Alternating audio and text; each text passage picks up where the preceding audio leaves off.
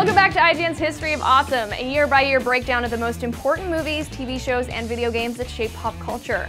2001 was a huge year for gamers everywhere. Nintendo released the Gamecube, Microsoft released the Xbox, and we got our first introduction to Master Chief and Halo Combat Evolved. Hideo Kojima solidified Metal Gear as a premier franchise with the exceptional Metal Gear Solid 2, and Rockstar turned our world into 3 dimensions with GTA 3. Over in Movieland, fantasy was quickly becoming the biggest thing in the mainstream, with Lord of the Rings: The Fellowship of the Ring and Harry Potter: The Philosopher's Stone.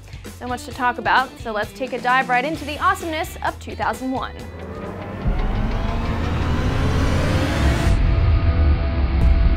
Hey everybody, welcome to the History of Awesome. We have fast-forwarded to the year 2001. I've been there. Marty, Terry, Justin, good to see you guys. Let's start. So 2001, massive year of pop culture, games and film in particular, which of course are our expertises here. 2 consoles launched, 3 really if you count the Game Boy Advance, which we'll get to shortly. Let's start with the original Xbox, what was a kind of joke that turned into a, not a joke to Microsoft, but Seamus Blackley, a gentleman who worked at Looking Glass at one point, was the designer on a infamous for the wrong reasons game called Trespasser, but also sort of a hardware genius. Got a team together at Microsoft, and they very quietly created the Direct Xbox, which came to be known and launched as the Xbox.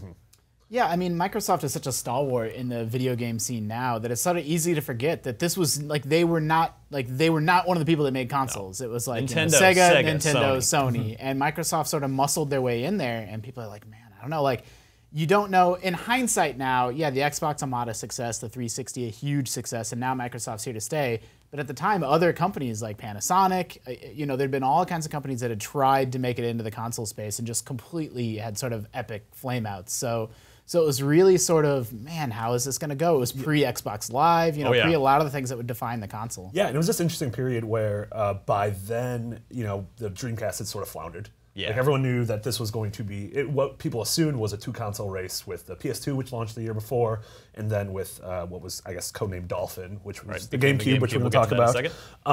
But yeah, I feel like the Xbox did something very different when it came out, but it also came out of the gate very strange. It had that hard drive. You know, it was just a different console. Yeah. First console to ever include a hard drive built in. Yeah. Phil Spencer has since quoted here on our shows saying that Halo as we knew it would not have been Halo had that hard drive not been there to help, you know, with the physical technical design of that game. And, you know, Halo is of course the reason that we're all even still sitting here talking about an Xbox. Yeah. Because it wouldn't, the Xbox probably would have failed. I mean, yeah, those launch titles are so important, and if the Xbox had not had Halo, I don't think it would have had much. The rest of its launch is kind of crummy. I'll go through the list for you here real quick because this is a treat. See how many of these you remember. I'll bet it's not very many. 4x4 Evo 2. Sure. Is that one? How many games is that? Is that one game? Air Force Delta Storm, Arctic Thunder, Cell Damage. That's CEL. Cell Damage. Yep. Dark Summit, Dead or Alive 3, that was good. Fusion Frenzy, kind of infamous for sort of the wrong reasons as well, not the best party game. Halo, then Mad Dash Racing. We had 2 football games, Madden NFL 2002 and Microsoft's own NFL Fever 2002. Remember when other people were able to make football games? I do remember that. That was an interesting time. Nice. NASCAR Heat 2002, NASCAR Thunder 2002. What? Why do you need 2 NASCAR games at a launch? And 2 football games. NHL Hits 2002 for some arcadey hockey action. Couple of good ones. The other good ones probably besides Halo. Oddworld Munch's Odyssey, which was a big deal at the time. Yeah. Project Gotham Racing, which came to be a fantastic racing series. Rest in peace. I miss PGR. I do too. It sort of lives on in Forza Horizon now, thankfully. But anyway, SHREK, Test Drive Off-Road Wide Open, Tony Hawk's Pro Skater 2X, and TRANSWORLD Surf. That is your quantity over quality. Sports and Halo. Yeah, those are some launch games. All right. Yeah, shooters and sports games, I mean, which kind of is what the Xbox was for a little while. I mean, I think Halo is the best. I don't think there's been a launch game as good as Halo. I mean, that's part of those. Yeah, I mean, I would argue like Mario 64, Mario World, but in terms of like importance to the console or its ability to make or break the console, I think absolutely Halo is hugely important. And really, go ahead. I mean, like the Xbox itself, it was almost kind of an accident. Not an accident isn't the right word, but they really, I mean, they didn't know. like the path that Halo took is really interesting and strange. You know, starting as a Mac game, correct, and it wasn't as even a strategy game, yeah, no less. as a Mac strategy game, and then getting bought by Microsoft and being a PC game, and then eventually making its way onto the Xbox launch. Like very strange sort of twists and turns that game took to become the classic that it is today. As recently as E3 of 2001. People didn't realize that nobody knew that was going to be the game that was going to change everything. But of course, many a split screen and system link Halo match would follow for subsequent years. The Xbox also famous for its original controller, which became known as the Duke. Yeah. That big old giant controller. It's a real ugly boy. you needed some hands for that. Ryan, I don't know how you feel about this. I'm a Duke defender. I like it except for the black and white buttons. And that was the problem. You couldn't reach them. Yeah. It's so big. How can you possibly like it? You don't have that big of hands. He has small hands. I do have little baby Carny hands. That's true. I'm the opposite of Alex Roth with his banana hands. No, the Controller S started shipping. The Controller S was the smaller revision, had the black and white buttons underneath the 4-face buttons. Came in 2002, debuted in Japan for the Japanese market, and they went, maybe we should bring that over here. And then very quickly the Duke went away. In fact, now it's even kind of tough to find the Duke. I mean, you have to dig a little deep to find it. We have a golden one in our podcast room. That is true, as a trophy. Yeah. If you want to hear some interesting stories about the Duke controller, by the way, I have an interview with Seamus Blackley. This is a shameless Seamus plug. Shameless plug. Look up Podcast Unlocked 201 on YouTube, and it's an hour and a half of old Xbox stories. Another thing that the original Xbox had besides the hard drive and Halo, an Ethernet port. Yeah. Every console shipped with an Ethernet port in it. That had never happened before. Forward thinking, no Xbox Live yet, but they were already sort of making plans. They recognized that this internet's not going away. That was the dial-up era still. Right. Yeah, for sure. Yeah, that's absolutely true. When the original Xbox came out, I was still on dial-up actually. So. And now it's hard to imagine a system without connection to the internet. That's basically what everything rides upon. Yeah, exactly. You'd be like, what? This doesn't connect to the internet? Yeah. These Microsoft folks, they really understand computers. The other fun fact about the hard drive, so it was an 8-gig hard drive. Later they used a 10-gig, although 8 was really the only usable space. But strangely, if you went into the system, the dashboard, it was, well, not the dashboard, the underlying, the OS, what was called the dashboard then. It was measured in blocks and not megabytes. And it didn't match up to anything. Wasn't it like 50,000 blocks and mine never left 50,000? 50,000 plus. Yeah, it never went below that because game saves only took. So did you get one at launch? No, I was still a big PC gamer at the time. I got a Gamecube at launch, but didn't come to the Xbox until I graduated from college. And got an interview at Official Xbox Magazine to try and break into this as a career. And when they were like, okay, we want to fly you out for an interview, I went, I guess I got to go buy one of these things now. And I bought Halo and started in with it. And did you also interview at Nintendo Power? I didn't. Oh, that'd have been cool. Two roads diverged in a wood. Which path have you chosen?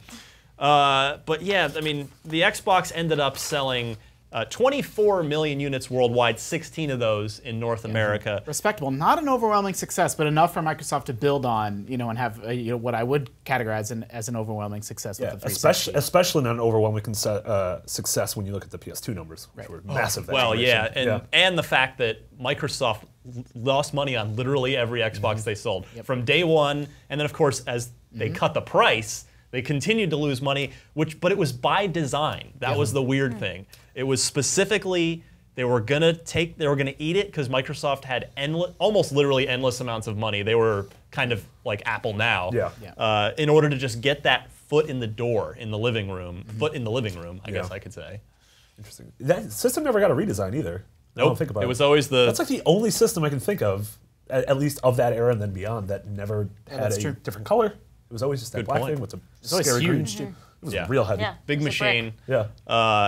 Fun fact, the Xbox did support HD, but very, very few games used it. There were a couple of games that you could enable 720p on. Really? Oh, wow. But all of them you could, if you had the component cable and a TV, you could do 480p. So that was always, at OXM we would fight for, we had one HD TV, but of course it was a 4.3. Sure. But so who'd get to play Halo on the 480p TV? So they wouldn't have the interlacing to deal with to be able to shoot you from across the map. That's awesome. On Blood Gulch. But Xbox was good times, and it paved the way for, of course, the 360, which we'll get to in a few weeks on History of Awesome 2005. Yeah, that's true. You and I are both on that one. This might be the exact same group. It is literally the exact same group. Well, you'll see us then. We didn't change clothes either. How weird. Very bizarre. It's almost as if we recorded them on the same day.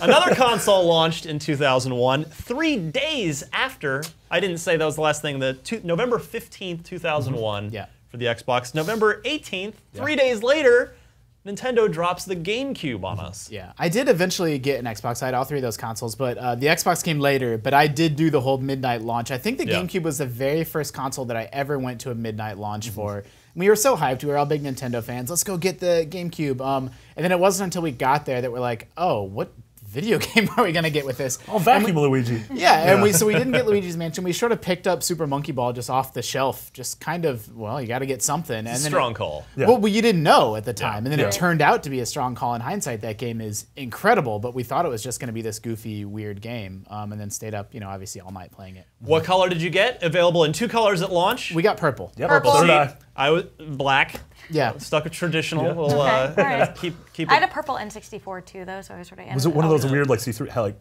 partly translucent? See-through? Translucent. That's the word. No. Got a writer over here. It was normal, yeah. But I mean, we're talking about like the Xbox Halo really making or breaking that launch. I think for GameCube, the lack of a strong lineup really sort of defined that system. Didn't set a great tone, but it still went on to have some incredible games on it. Yeah. Let's run through. Well, first I'll give you the launch lineup, and then we can talk through. I think the launch lineup's better than. Nothing's as good as Halo, but I think it's better than the Xbox launch. Yeah, overall. I really like Luigi's Mansion still. I really enjoyed Luigi's Mansion too. And then the other standout was Star Wars Rogue Squadron 2 Rogue Leader, which did the best at the top up to then the best Hoth level, where you'd have your tow cable, you'd circle around the AT-ATs. That was before Hoth levels jumped to SHREK. Jumped to Tauntaun.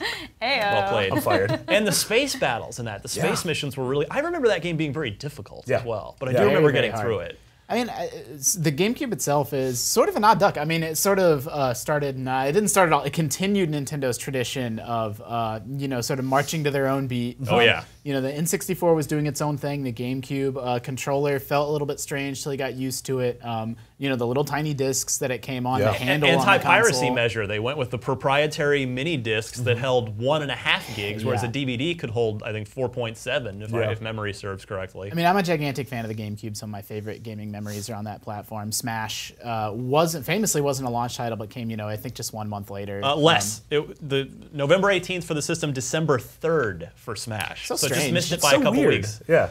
It probably had a last-minute bug or something that Nintendo, Yeah. they were super high-quality control back then. I Still are. I like that console a lot. I have a sort of a very fond place for it in my heart. But there's no denying that decision to do the proprietary media and just sort of do its own thing. I don't know. It harmed the GameCube for sure. Definitely. Yeah, the N64 started them down the road of having difficulty getting third-party support, and the GameCube did, unfortunately, nothing to really.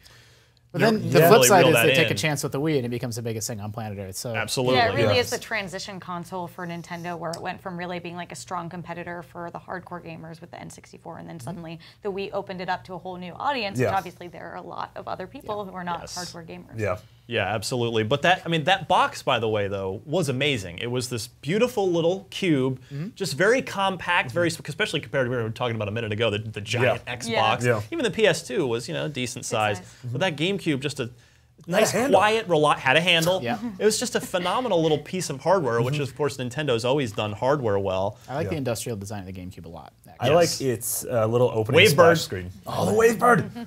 Oh my god! So good. Yeah, that was the first wireless controller. First party wireless controller. Yeah. I like the little splash thing. The boop boop boop boop boop. Yeah, I did that accurately. We're gonna do a feature. I've been talking about it for like a year, but someday we're gonna do a feature on the best opening game consoles. That's an evergreen feature. Console boot ups. That is an evergreen feature. The original Xbox one's pretty good. Yeah.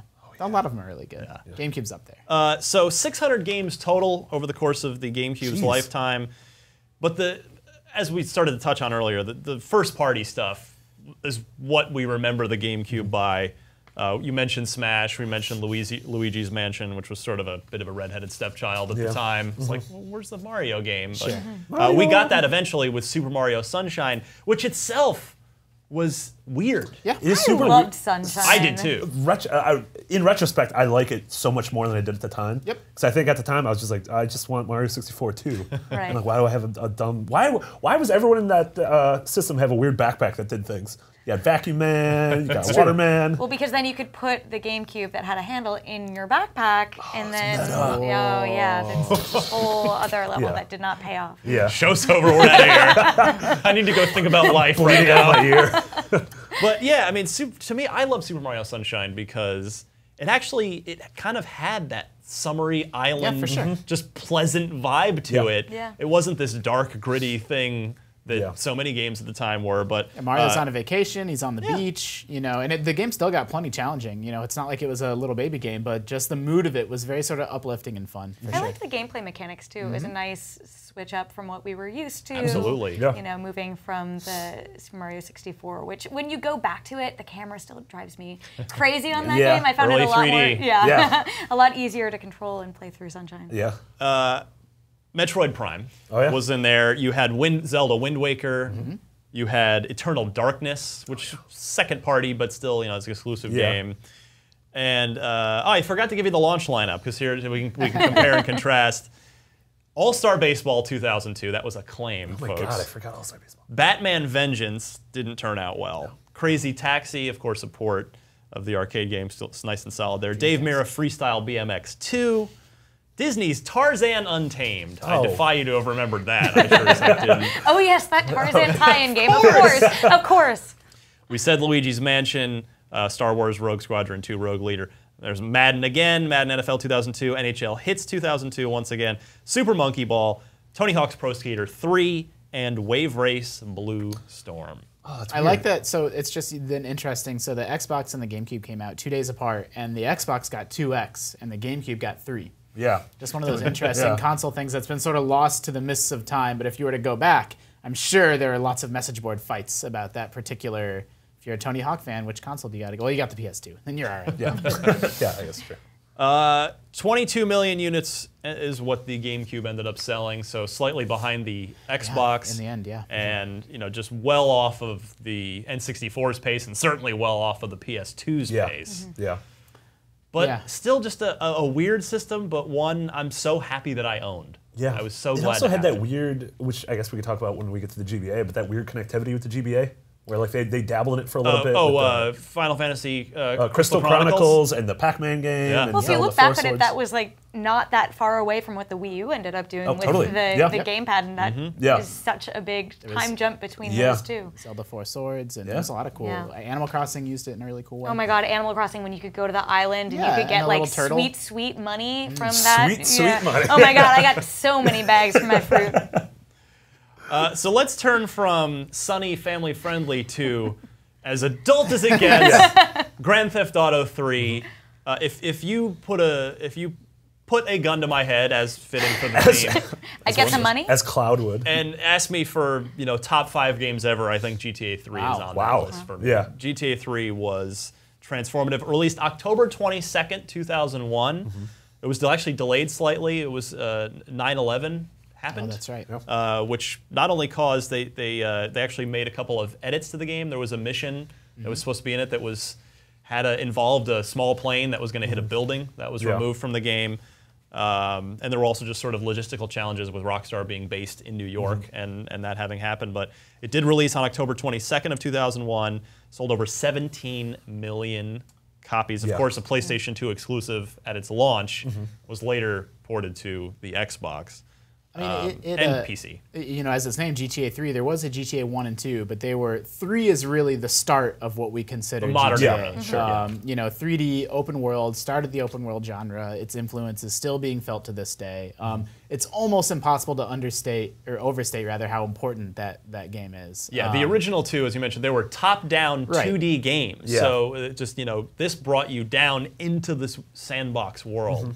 So, it changed. What's interesting, though, is your main character was a non-person, right? Like a non-speaking role. And then they would immediately change that up for Vice City. And really, the storytelling wasn't there in 3 yet. That wouldn't come until Vice City and San Andreas. But the gameplay was there. We're still feeling it. He had a name, Claude, but it was never given in that game. It was sort of retconned later. Yeah. I like how he's got a cameo in San Andreas. Yes. Oh, that's right. Yeah. Yeah, I remember like I wasn't really excited for it when it came out. Like I don't know. I mean, nobody was, right? Yeah. And all of a sudden it came out, and I remember getting it that Christmas and being like, "This is insane! Like, how is this possible? How is it possible that a game can do this?" You could almost literally do anything in that game. There was a full simulation ecosystem with, the wanted level, and the police would come if you blew up a car. A fire truck would come, and you could take that and then go off and do fire truck missions. Well, I remember people being like, "You can take any car. You can get in any car you want and drive." I'm like, "No, you can't." And then I play. I'm like, "You can literally get in any car you want." Like, it is insane. Yeah, and like we've been saying, this is the game, like, its DNA exists in literally every open world game that comes out now, which is seemingly every other game.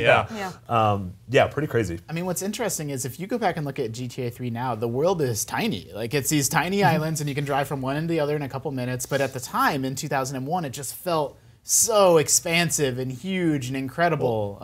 But it's really not. Like, it's interesting. A design decision they evolved out of, but at the time totally worked, was each of the 3 main areas unlocked as you went. You started just in that sort of industrial area, and then unlocked the downtown, and then unlocked like the hilly suburbs, and they all just looked and felt very different. And there were, of course, different missions in each one. I mean, my experience with GTA, and I'm sure I was in high school when that game came out, so I've actually to this day never played the GTA 5 campaign. It was just a game that would be on at parties. GTA 3. Excuse me, GTA 3. I never played GTA 3 missions. It would just be on when I was at friends' houses at parties. Right. People would pick up a controller and see how much havoc they could cause, and then just pass it around. And that was my entire experience with that game. And that became really the joy of those games, and I think that that's something that's translated throughout the years. If you weren't having fun just being in that world and being ridiculous, and it was the ultimate just mess around game. Yeah. We were talking about killer apps earlier with Halo, which is, of course, a launch title, and there haven't been launch killer apps really since, other than Wii Sports. But for me, GTA 3 was the game that sold me a PS2. I had a GameCube first, then an original Xbox, and my best friend Robert had brought over his PS2 with GTA 3, and it completely changed. I've never seen anything like that. You gotta I've been playing get a video PS2, games my whole life, Yeah. and I bought a PS2 just for that game, and it was incredible. Yeah, it's interesting, 2001 being the second year of the PS2 and how it had, I think we're talking about 3 PS2 games that fall that were massive, as whereas the GameCube and the Xbox were just launching, and Grand Theft Auto 3 is arguably the biggest of those 3. Yeah, so you want to talk about, so you could do missions any way you wanted. If you had to take someone out, you could set up on a building with a sniper rifle, you could run them off the road, you could find a rocket launcher, you could do anything. There were stunt jumps hidden around. There were, we mentioned the fire missions. You could get in a police car and go do vigilante missions and do stuff in the police car. You could, there was the Dodo plane. That was like sort of the big Easter egg vehicle, this like plane with these little stubby wings that you could kind of get to fly for a little while. Yeah. In fact, people would try to launch it from the first island to the second island. And then does any fellow hardcore GTA 3 people remember the unicorn that was the Mr. Whoopi ice cream truck? No. It was like super rare. You could almost never find it. I remember I eventually found one in the residential area and had to just, I gotta get this in my garage right now. Because that was the way you held onto your cars. Right. Oh, You had to put them in your garage, otherwise they'd eventually disappear and cash out of memory. So I don't remember the game's soundtrack. Did it have a licensed soundtrack? Like, obviously not to the level of Vice City. That was, But it absolutely had plenty of stuff, and you're right, the radio stations that was another revelation of that game. You get in the car, you could just flick between stations. Yeah, Laszlo. Yeah. The talk radio station. Yeah, I mean, it was fantastic. I almost would not want to play, because you'd miss jokes. Like, I'd realize I caught the tail end of a joke, and Laszlo was so hilarious that I would want to just park and listen to the radio. I did the same thing. Yeah. Just phenomenal. The other thing that GTA 3 did was cause a massive amount of controversy. A ridiculous amount of controversy. I hesitate to even say the name Jack Thompson because, like Beetlejuice, it's 2 more times and he'll he's done. He's going to be here. But lightning rod for politicians and people that wanted to blame video games for society's ills. Yeah, I mean, deserved or undeserved. I mean, there's no denying that it's straight. Like, you're a person that can go around and kill cops. Like, there's no sugarcoating that. There's no getting around that. Right. But the flip side is this is a game that's rated M, and there are games that are for all ages, and there are games that are only intended for adults to enjoy, just like movies. And, you know, that's the bottom line. Yeah, remember when, you know, there have been various politicians over the years that seem to, they'll sort of latch on to video games for a little while and then move on to something else. Hillary Clinton was had a video game fixation for a short time. Days. Yeah. And I believe it was her that, you know, the sort of big one that people would latch onto was the fact that you could regain your health by getting a prostitute to get into your car, and then of course you could injure her when after the act and get your money back. GTA is a tough game to defend sometimes, for sure. But I mean, that's the nature of the sandbox, right? Like, you have to sort of have it be open-ended and let people discover their own fun. And if people go in that direction, you sort of kind of have to accommodate that to a certain degree. Otherwise, it takes away from sort of the open-ended nature of it. It's a really terrifying sentence. Yeah. You got a darkness inside of you, Justin Davis. That gives me some chills. You got carrying sweet spots. And it's, you know, obviously GTA has gone on to become, I mean, GTA 5 has sold 50 million copies now. And it's the same core creative team. The Hauser brothers and Leslie Benzies have stayed together and are continuing to, which is like unheard of. I'm going to make a prediction. There's going to be a GTA 6 someday. Whoa. Scoops. You heard it here first.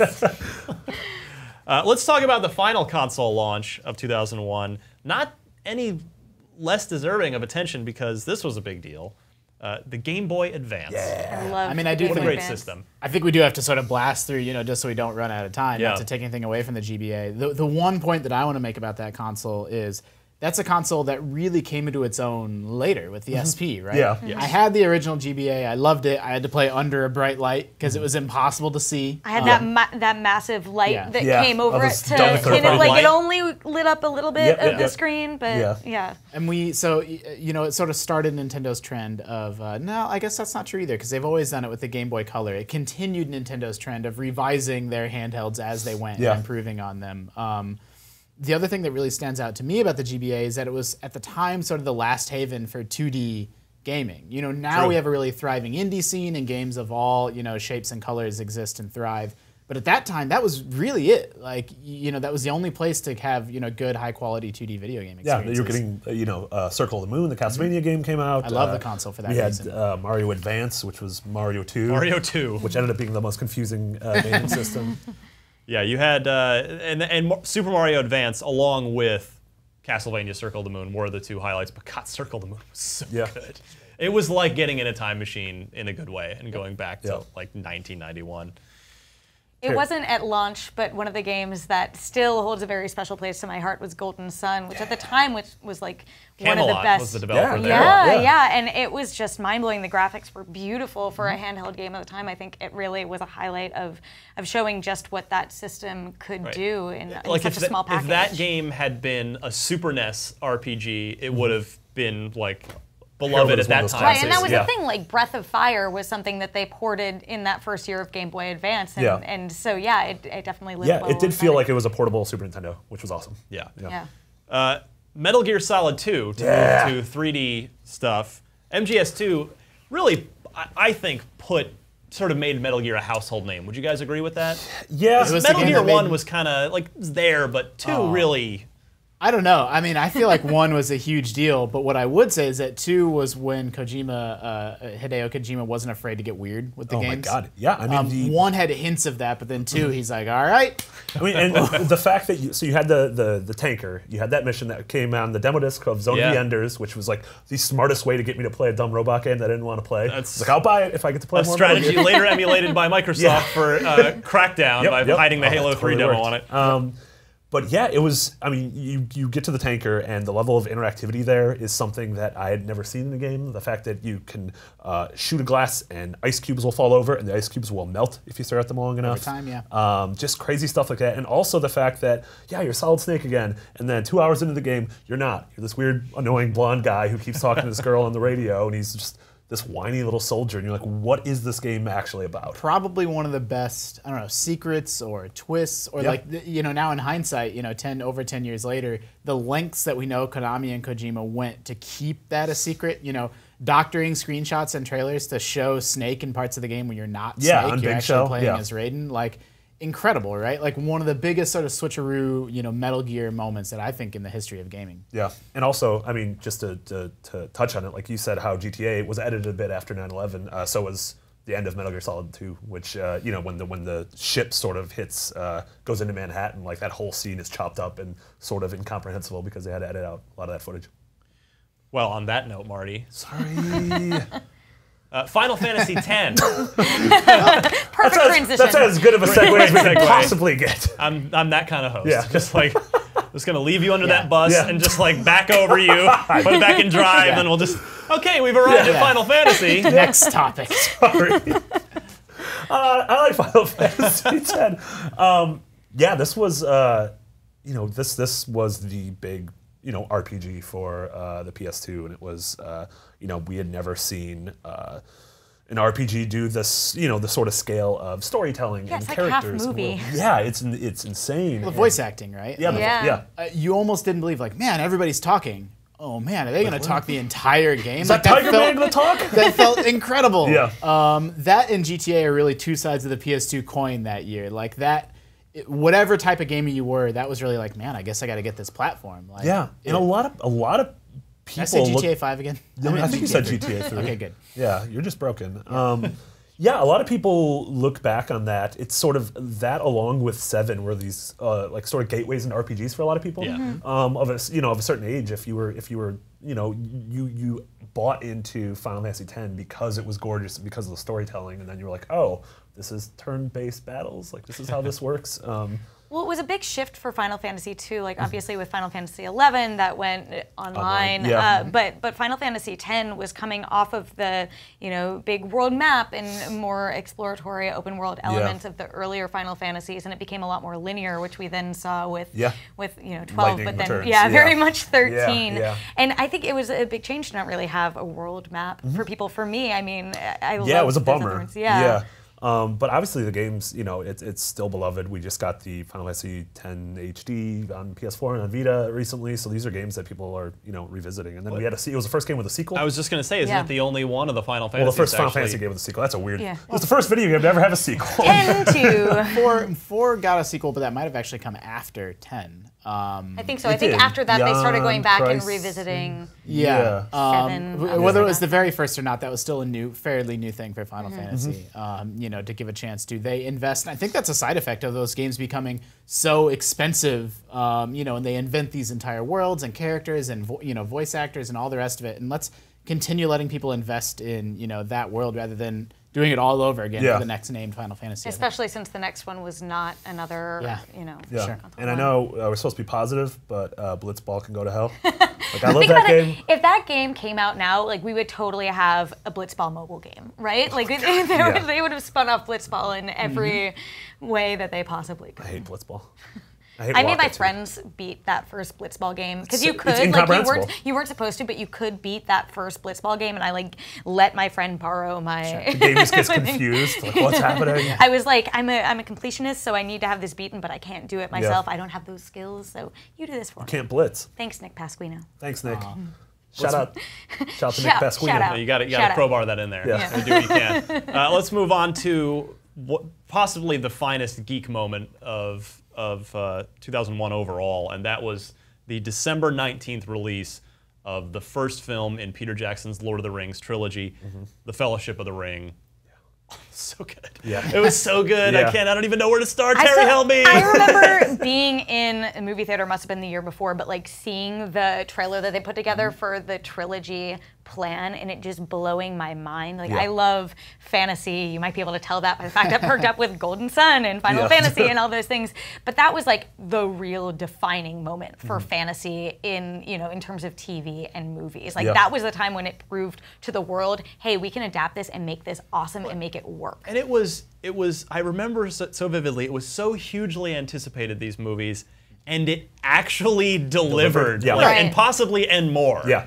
Which is so crazy because Peter Jackson was like known best for his like B horror movies. Yeah, before then totally. He was sort of and like Frighteners. Yeah, he was one of those things that had no right to turn out as good as it did. And it did because he was such a big fan, and because they filmed it all at once and in New Zealand, which we've now learned is like a perfect double apparently for all fantasy worlds. And that cast was just really exceptional for a lot of relative unknowns at the time. Yeah, I mean, unknowns at the time who went on, I mean, between Viggo Mortensen. Elijah Wood. Is that his name? Yeah. Yes. I was about to say Viggo Morgenstein, which Well, is the thing that from sounds- It's I don't Always think you'd Sunny. appreciate that. No, it's from It's Always Sunny.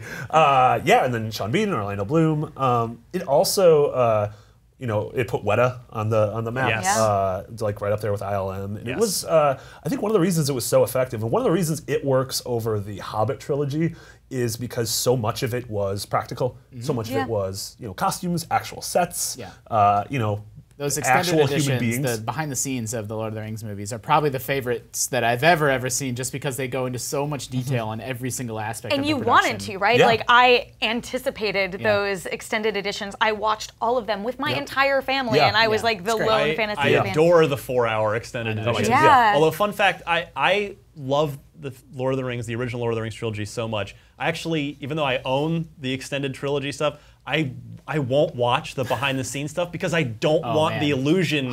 Like I don't want the curtain pulled down. How they made the I just want Hobbits to believe work it. was so interesting because it was like some of the scenes they shot with different depth, and some of them they had, you know, doubles for it, and just watching this is now ruining it for you. I'm pulling away the mirage all these many years later. Elijah Wood's not a tiny person. And like the scale doesn't really work in all the scenes. Like it varies sometimes, but it was so flawlessly mid at the time. And I think really, like Lord of the Rings, I think is considered the great granddaddy of fantasy as we know it now. The Oscars didn't come until after the third film, which finally they did. But and that was sort of a thanks for everything. It was. But I think it's you could say that the Fellowship of the Ring and this trilogy really ushered in the era of the 3-hour film. Like that. After that, it became okay to have 2-hour, 45-minute, 3-hour films in theaters, whereas before, you know, it was like an hour and a half, 2 hours tops. Right. And now, like, I mean, there'd be exceptions for stuff like Titanic, but it definitely sort of made it more of it became pretty standard for sure for a while. I mean, I think we're probably about to talk about another big fantasy movie, but the big context, scene setting that I want to do for anybody listening to this or watching this is that fantasy was not cool before Lord of the Rings, right? Like, no fantasy on television, no fantasy in movies. Xena. It was what about Xena Warrior Princess? It was just considered so cheesy and just a money-losing proposition. And it's really this, and I think we're about to talk about Harry Potter, that really turned that around. And we're still feeling that 15 years later. We wouldn't have Game of Thrones without the success of Lord of the Rings. And just finally, this Fellowship of the Ring, just the first film in the trilogy, became at the time the 5th highest-grossing film of all time. A total global take of $870 million, voted number 50 on the American Film Institute's list of the 100 best movies of all time. That's how good this was. Suck it, Minions. Another big fantasy book adaptation launched that same year. In fact, a month prior, in November, the Harry Potter films. The books came to the big screen. Yeah. And it was a very faithful adaptation. I think that there aren't many people who would say this is the Fellowship of the Ring, or the Fellowship of the Ring. Yeah. Harry Potter, the Fellowship of the Ring. Yeah, the Sorcerer's Stone is like the best of the movies. But it was a very, it brought the world of Harry Potter and Hogwarts to life. Yeah. And the fact that they cast those kids so well. Also, how easily you could have screwed that up. Oh. Yeah. Have the foresight that these three would actually grow up to become good actors. Like, what if Daniel Radcliffe turned into like a little shit when he was 16, right? It's like, we're stuck with him. He was shorter than Harry was supposed to be, but that was about the only thing. That was the only little thing about him. But none of them got caught with drugs or anything like that. They all grew into very good, solid people and good actors, and grew into their roles over the course of those 8 movies. Unbelievably, hey, little boy, we're gonna hang this multi-billion-dollar thing on you. So hey, I hope we made the good decision. I'll bet those kids got paid like nothing too. Oh yeah. It's so cute, with all the nostalgia we have now for those early days and how beloved those actors have become. You go back and you look at those early press conferences. They're terrified. No, Emma Watson is like, I'm putting all my money in my college fund when she was 11, and you're like, of course you were. You're Emma Watson. Hermione. You are Hermione. Yeah. Yeah, and it did Christopher Columbus, who not only discovered America, but directed the first two. Prolific man, multi-century output. Directed the first two movies, and he definitely wasn't the best. You know, like Alfonso Cuarón, I feel like really took the series into his own. But he set up everything. He set up that world. He set up the visual look of Hogwarts, which is incredible. Yeah. I mean, the criticism of the first movie, Sorcerer's Stone or Philosopher's Stone, is that it's probably too faithful to the books. Like they could have taken some more liberties, but if you're going to go one way or the other, that's a reasonable way to go because it shows that you respect where you're coming from, and it set the tone for. You have to respect these books and take liberties, but do it in a smart way. And get the fans on board. Like if you love Harry Potter, you can safely go see these films and not just be bombarded with a million character changes. And I think what's easy to forget now too is that series was not done yet. Like we talk about that with Game of Thrones. I'm a big Game of Thrones fan, and that the end is still not yet out there. But to cast someone like Alan Rickman for Snape, who became such a pivotal character farther down the road, it really was like a long throw. And I think that it did a perfect job of setting the stage for one of the most important franchises we've had in pop culture. The casting just as a whole was incredible, and Richard Harris, who obviously he passed away after I think 2 of the movies, and passing the torch off to Michael Gambon. A really good movie.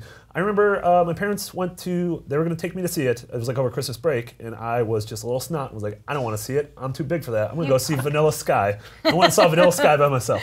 That's the story of my life. It's funny how you were you so long ago. I was me so long ago. But now I like Harry Potter, so we're good. Take us home, folks, with Adult Swim. Yeah. A strange experiment that lives on Rick and Morty and things today, but debuted September 2nd of 2001 on the Cartoon Network. Yeah.